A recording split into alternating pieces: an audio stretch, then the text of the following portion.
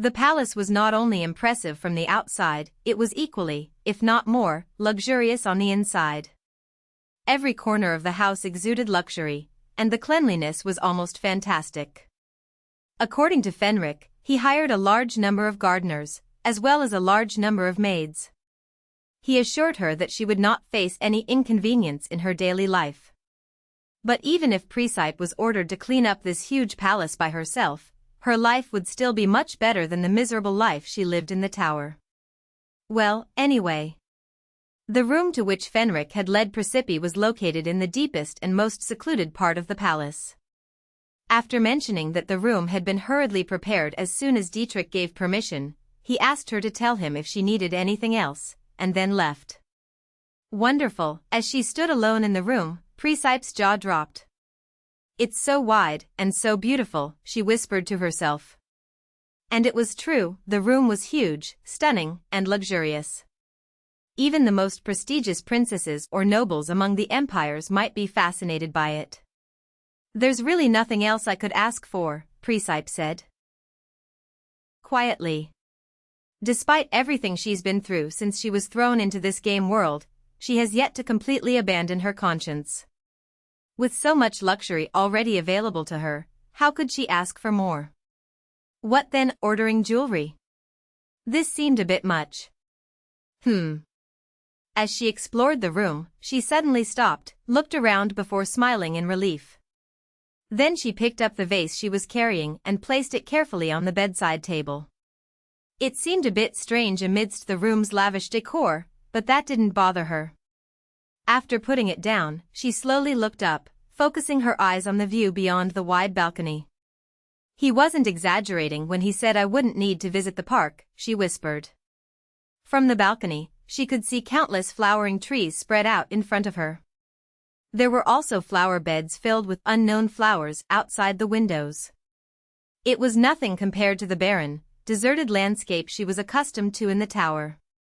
The breeze was blowing the curtains, carrying with it the scent of flowers.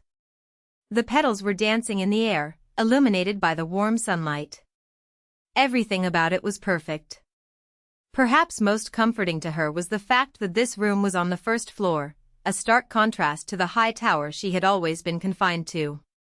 Whether it was intentional or not, Fenric was clearly thinking about her feelings. I felt a sudden sense of peace and relief. Mrs. Her thoughts were interrupted by a polite knock on the door, followed by Fenric's voice.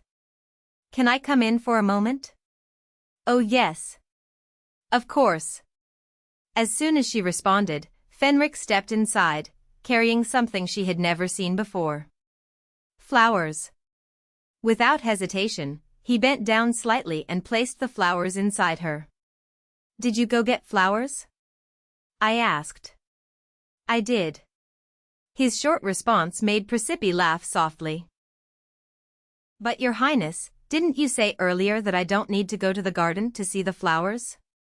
And like I said, I can see them pretty well from here. The person who gave you this vase likely wants it to always be full of flowers, wherever you are. Was that true? Well, maybe he will.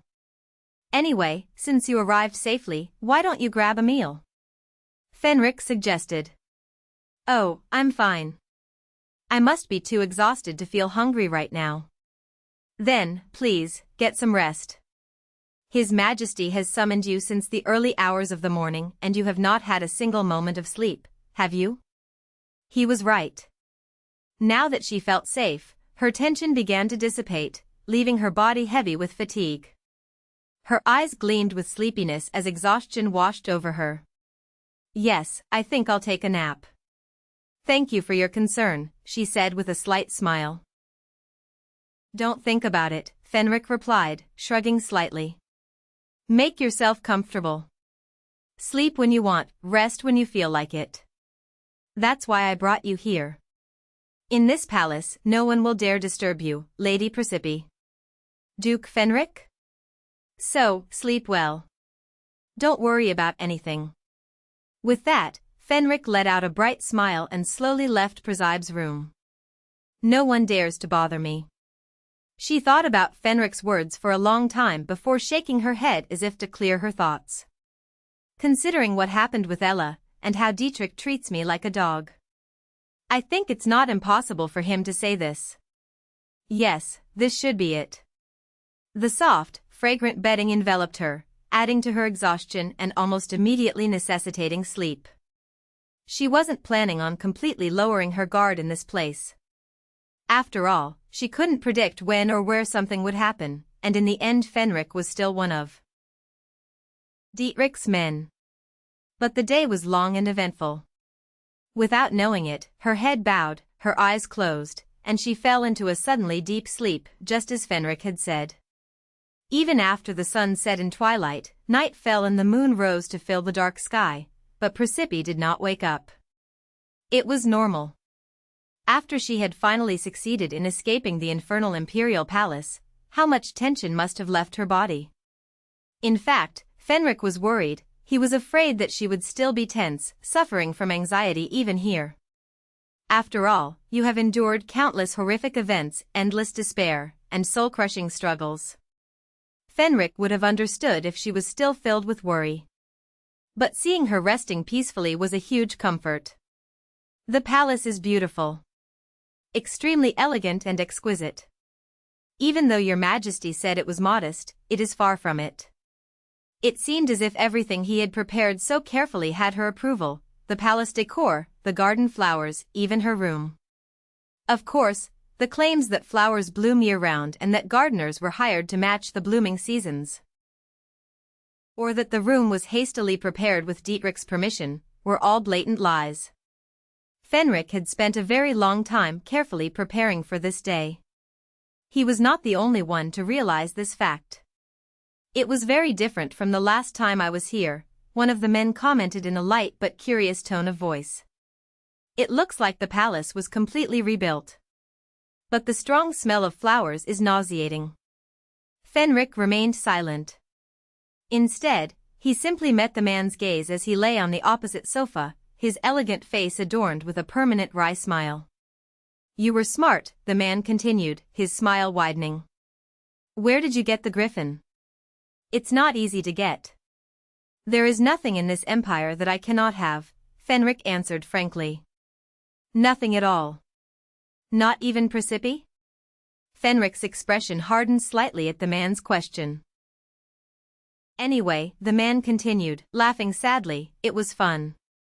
But trouble is already brewing. Grand Wizard Ivan, specifically," he added with a wry smile. "An investigation has begun into Noah Duffern's possessions. You know as well as I do that Ivan's abilities should not be underestimated. And if Noah Duffern's death is linked to magic, that is even more important." "What does it matter about this?" Fenric asked coldly. "What? All of them, whether it's Atari Hannon or Noah Duffern, will meet the same end. Is this correct? Okay, then." The man laughed hysterically, as if he were possessed. "But that is not the case now," interrupted Fenric in a low, brightening voice. "Why were you in church? Answer me, Vidar." For a while, Vidar said nothing. Instead, he was bathed in the pale moonlight streaming through the open window, and looked at Fenric with an unsettling smile, his strange blue eyes sparkling ominously.